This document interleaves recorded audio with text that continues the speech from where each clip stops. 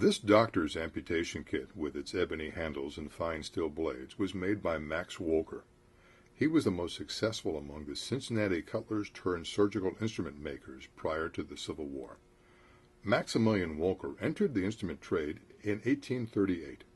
In the 1840s, his shop was located on Walnut Street between 4th and 5th in Cincinnati. In 1855, he moved to the premise of the Cincinnati Medical College, which was on 6th Street between Vine and Race, as the label of this doctor's kit indicates. The firm would stay there until 1895. Wolker died in 1883. Amputation was the most common surgery performed during the American Civil War, making up 3 out of every 4 operations done.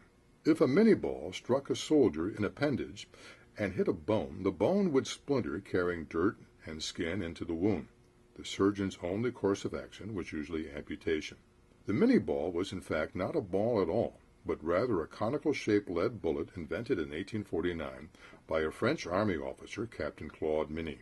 During the Civil War, if a soldier's limb was amputated within 24 hours after being wounded, his chances of survival were 75%. When the amputation was performed after the first 24 hours, the mortality rate doubled.